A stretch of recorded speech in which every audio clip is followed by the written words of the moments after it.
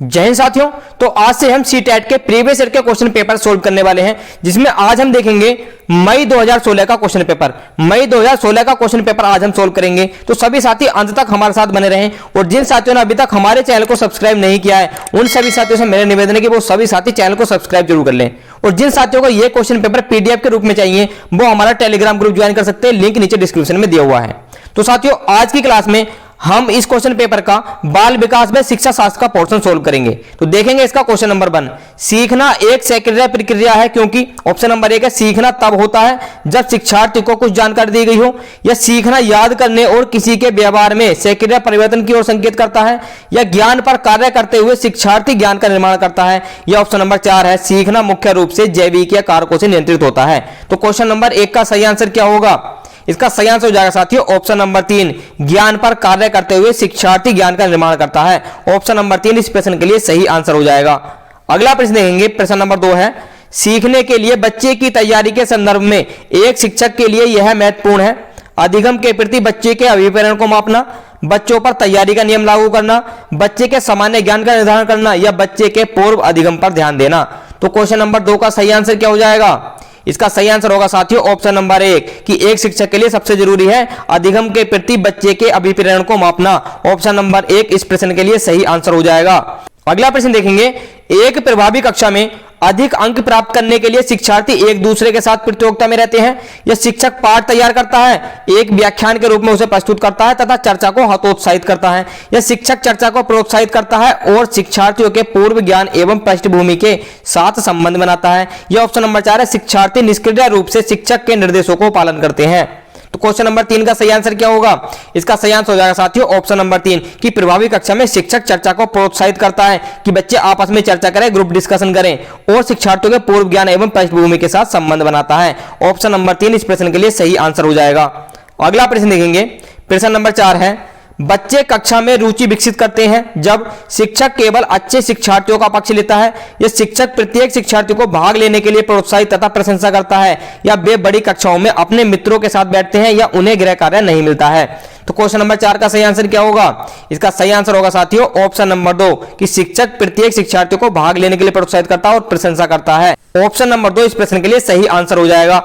अगला प्रश्न देखेंगे, प्रश्न नंबर 5 है जब बच्चे विद्यालय में आते हैं तो उन्हें बता देना चाहिए कि विद्यालय की भाषा भिन्न है और उन्हें अपनी मातृभाषा में बिल्कुल भी नहीं बोलना चाहिए, या उनके अभिभावकों को बता देना चाहिए कि वे घर पर केवल विद्यालय की भाषा को ही इस्तेमाल करें, या उन्हें अपनी मातृभाषा में बोलने की अनुमति दी जानी चाहिए क्योंकि अभिव्यक्ति महत्वपूर्ण होती है, या विद्यालय की भाषा में न बोलने के लिए उन पर अर्थदंड लगा देना चाहिए। क्वेश्चन नंबर 5 का सही आंसर क्या होगा? इसका सही आंसर हो जाएगा साथियों ऑप्शन नंबर 3 कि उन्हें अपनी मातृभाषा में बोलने की अनुमति दी जानी चाहिए क्योंकि अभिव्यक्ति महत्वपूर्ण होती है। ऑप्शन नंबर 3 इस प्रश्न के लिए सही आंसर हो जाएगा। अगला प्रश्न देखेंगे, प्रश्न नंबर 6 है निम्नलिखित में से कौन सा कथन शिक्षक की भूमिका को सबसे अच्छा वर्णन करता है? शिक्षक को मुख्य रूप से पाठ्य पुस्तकों में दिए गए ज्ञान पर बल देना चाहिए, या शिक्षक को अपने अभिलेखों का रखरखाव परिश्रम पूर्वक करना चाहिए, या एक शिक्षक की सामान्य अभिवृत्ति बच्चों में सुरक्षा की भावना को बढ़ावा देने वाली होनी चाहिए, या सामाजिक दुनिया के लिए तैयार करने हेतु शिक्षक को बच्चे में प्रतियोगिता को बढ़ावा देना चाहिए। क्वेश्चन नंबर 6 का सही आंसर क्या हो जाएगा? इसका सही आंसर होगा साथियों ऑप्शन नंबर 4। ऑप्शन नंबर 4 इस प्रश्न के लिए सही आंसर हो जाएगा। अगला प्रश्न देखेंगे, प्रश्न नंबर 7 है इस क्वेश्चन पेपर का, शिक्षक शिक्षार्थियों में समस्या समाधान कौशल को बढ़ावा कैसे दे सकता है? ऑप्शन नंबर 1 अपने शिक्षण में चौक या श्यामपट्ट का प्रयोग करके, या शिक्षार्थियों को विविध पदार्थ उपलब्ध कराकर उन्हें अपनी सामग्री का अन्वेषण करने के लिए प्रोत्साहन देकर, या उन्हें निरंतर अभ्यास प्रश्न देकर और अभ्यास पर बल देकर, या अपने शिक्षार्थियों में अनुशासन को बढ़ावा देकर। तो क्वेश्चन नंबर 7 का सही आंसर क्या होगा? किस प्रकार वह समस्या समाधान कौशल को बढ़ावा दे सकता है?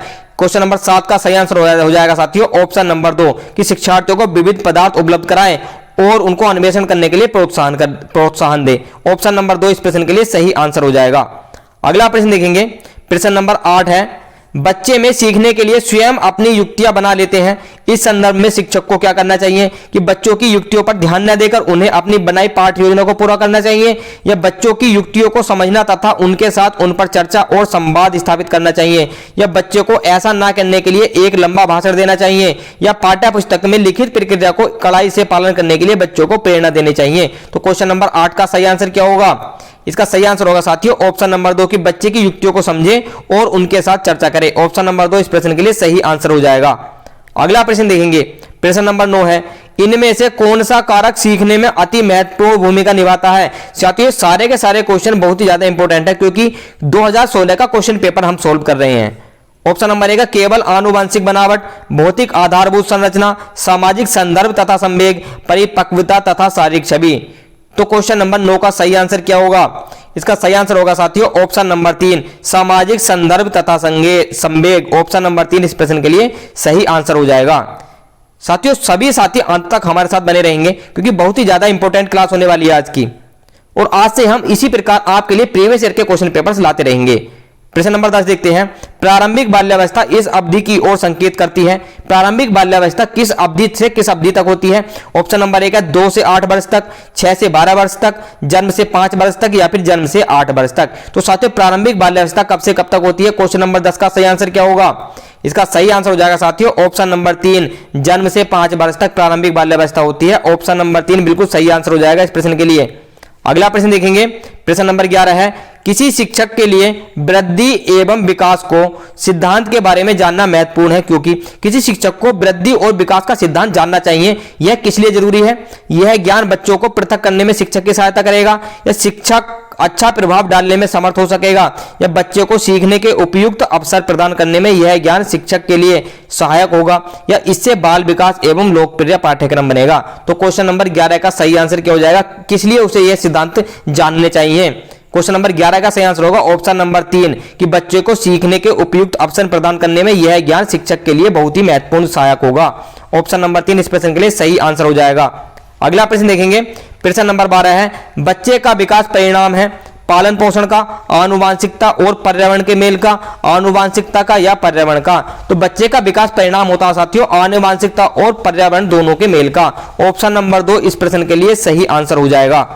अगला प्रश्न देखेंगे, प्रश्न नंबर 13 है, बच्चे जन्म से उच्च श्रृंखला होते हैं और उन्हें समाज द्वारा सभ्य बनाने की आवश्यकता होती है, या ईश्वर का उपहार है जिनकी पूजा होनी चाहिए, या बच्चे जिस सामाजिक और सांस्कृतिक संदर्भ में बढ़ते हैं उससे प्रभावित होते हैं, या बच्चे एक खाली स्लेट जैसे संसार में आते हैं। तो बच्चों के विषय में कौन सा कथन सही हो जाएगा? क्वेश्चन नंबर 13 का सही आंसर क्या होगा? इसका सही आंसर हो जाएगा साथियों ऑप्शन नंबर 3 कि बच्चे जिस समाज और सांस्कृतिक संदर्भ में बढ़ते हैं उससे वह प्रभावित होते हैं, उसी की छवि बच्चों पर पड़ती है। ऑप्शन नंबर 3 इस प्रश्न के लिए सही आंसर हो जाएगा।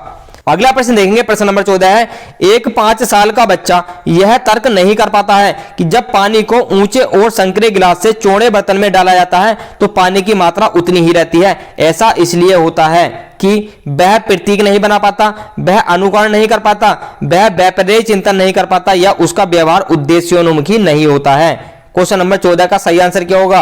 इसका सही आंसर हो जाएगा साथियों ऑप्शन नंबर 3 कि वह व्यापारिक चिंतन नहीं कर सकता है। ऑप्शन नंबर 3 इस प्रश्न के लिए सही आंसर हो जाएगा। उसे इसलिए ही ऐसा लगता है कि अगर गिलास से पानी को थाली में डाल दिया जाए तो वह कम हो जाएगा।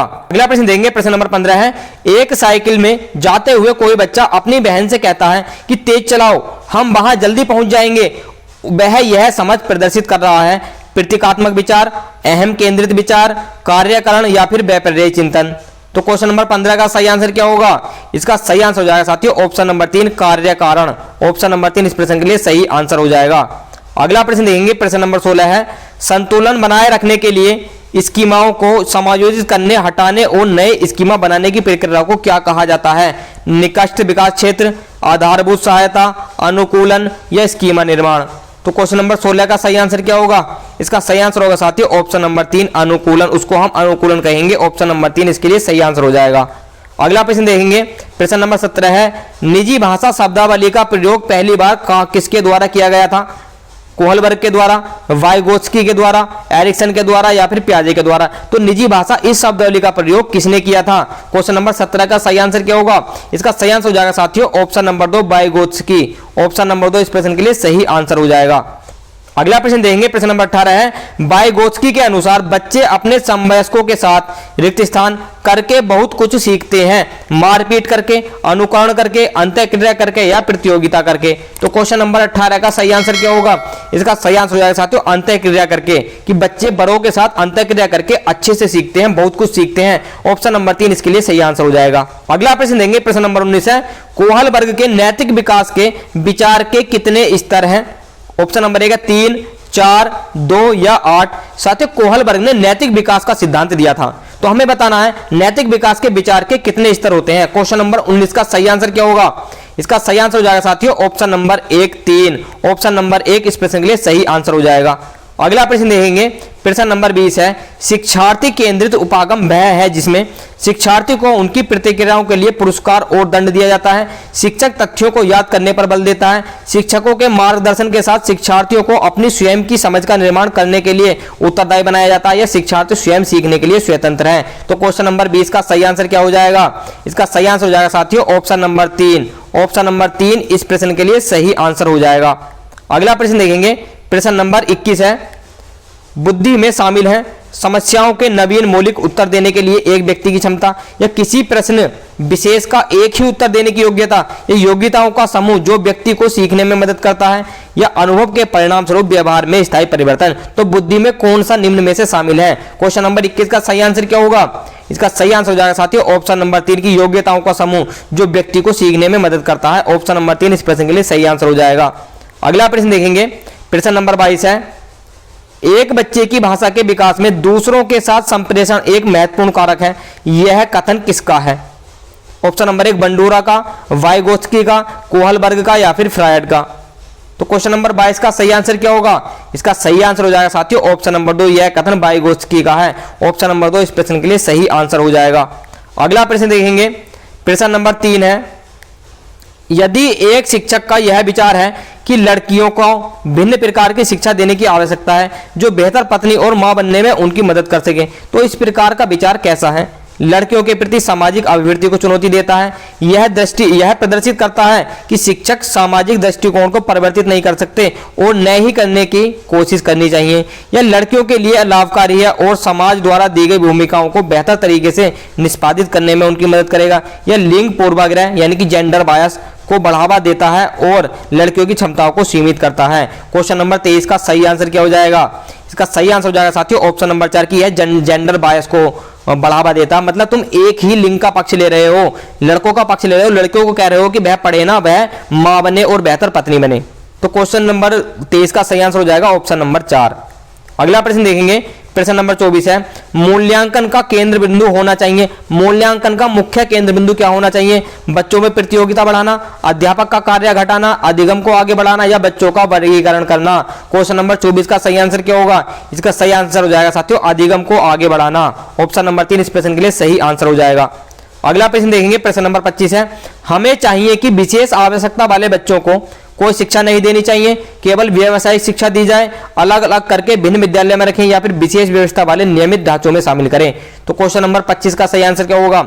इसका सही आंसर हो जाएगा साथियों कि विशेष आवश्यकता वाले बच्चों को विशेष व्यवस्था वाले नियमित ढांचों में शामिल करें। ऑप्शन नंबर 4 इस प्रश्न के लिए सही आंसर हो जाएगा। अगला प्रश्न देखेंगे, प्रश्न नंबर 26 है, अपनी कक्षा में विविधता को संभालने के लिए शिक्षक को क्या करना चाहिए? शिक्षार्थियों के सामाजिक संदर्भ का सम्मान नहीं करना चाहिए, बच्चों की शारीरिक छवि के आधार पर उन्हें जांचना चाहिए, शिक्षार्थियों के सामाजिक और सांस्कृतिक संदर्भों के प्रति संवेदनशील होने की आवश्यकता है, या समान अनुदेशन देने और वैयक्तिक विभिन्नताओं पर ध्यान न देने की आवश्यकता है।